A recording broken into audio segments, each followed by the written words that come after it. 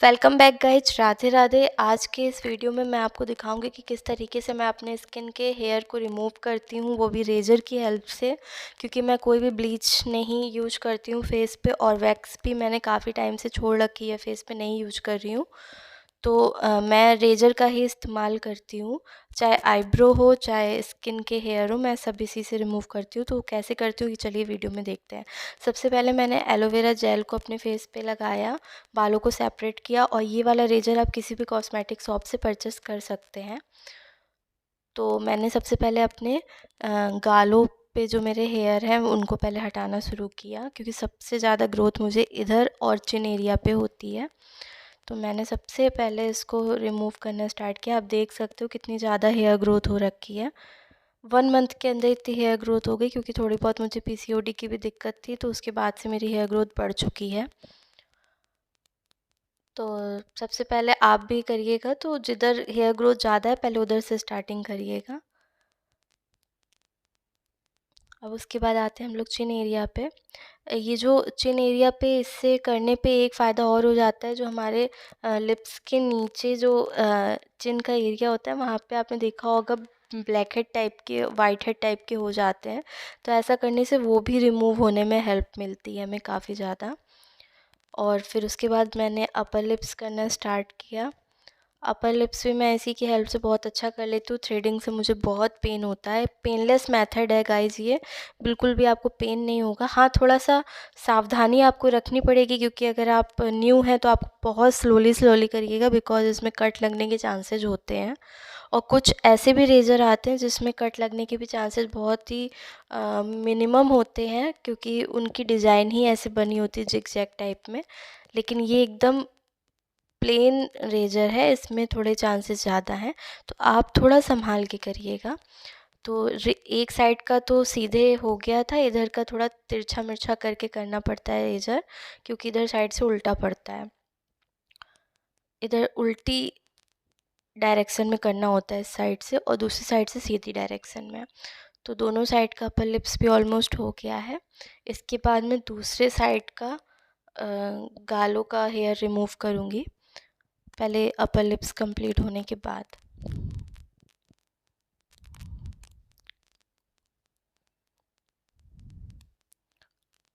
अब इधर भी एलोवेरा जेल मैंने लगा लिया है। अब इधर के हेयर में रिमूव करती हूँ।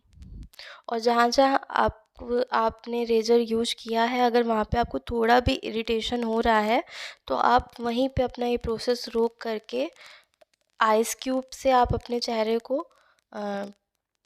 किसी भी हैंकी में लेके सेक सकते हैं। आइस से आप थोड़ा बहुत रखेंगे तो आपकी इरिटेशन ख़त्म हो जाएगी। रेडनेस अगर हो गई है तो वो ख़त्म हो जाएगी, या फिर किसी भी तरीके की जलन हो रही है तो वो भी ख़त्म हो जाएगी। तो आप आइस का इस्तेमाल अपने चेहरे पे करें, आइस क्यूब का।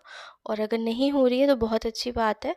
और पूरी जगह को आप कोई मॉइस्चराइज़र या फिर एलोवेरा जेल कुछ भी आप लगा के हाइड्रेट रखिएगा। ड्राई मत छोड़िएगा उस जगह की स्किन को। और सबसे बड़ी बात, आपको अपने चेहरे पे रेज़र विदाउट एनी जेल और मॉइस्चराइज़र यूज़ नहीं करना है। चाहो तो आप सेविंग जो जेल होते हैं वो लगा सकते हो, या फिर उसके अलावा आप नहीं कुछ है तो एलोवेरा जेल बेस्ट ऑप्शन होता है।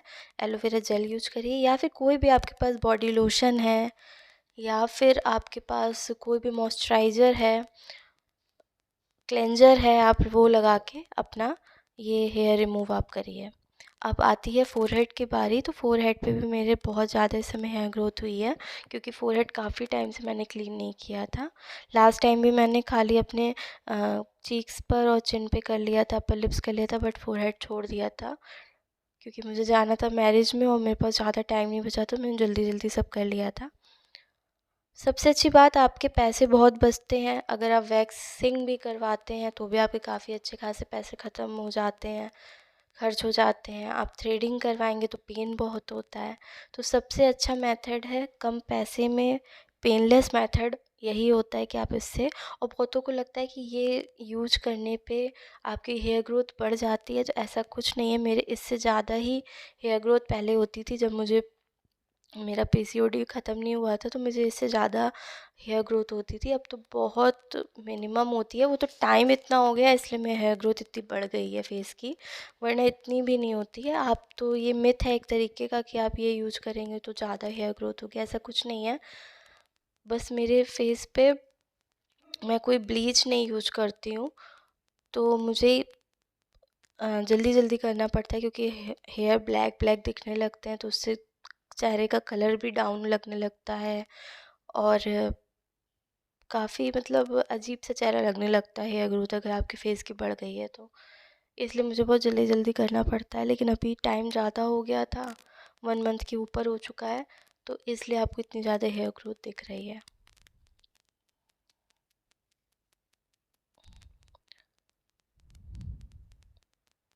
कुछ लोग डिटैनिंग करते हैं, कुछ लोग ब्लीच यूज करते हैं।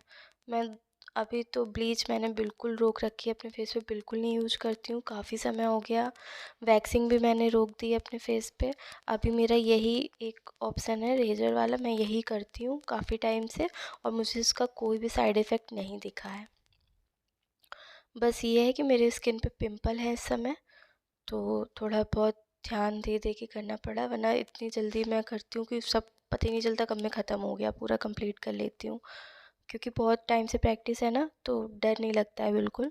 नया जो भी बंदा करेगा रेजर से अपने फेस पे, उसको डर लगेगा कहीं कट ना लग जाए या कुछ ऊट-पटांग हेयर ना कट हो जाए। तो आप थोड़ा संभाल के करिएगा, अदरवाइज़ आप करते रहोगे तो आपको प्रैक्टिस हो जाएगी। आईब्रो भी मैंने इसी से करी है, बट उसका वीडियो मैंने एक सेपरेट अलग बनाऊँगी, तो आप उसके लिए चैनल को सब्सक्राइब कर लेना। अगर आप ये भी देखना चाहते हैं कि रेजर से मैं आईब्रो कैसे अपनी बनाती हूँ, तो वो उसके लिए मैं एक अलग वीडियो अपलोड करूँगी, आप वहाँ से चेकआउट कर सकते हो। तो ऑलमोस्ट मेरे फेस के सारे हेयर हट चुके हैं। तो आई होप आपको वीडियो पसंद आया होगा, अगर पसंद आया तो इसे लाइक ज़रूर करना।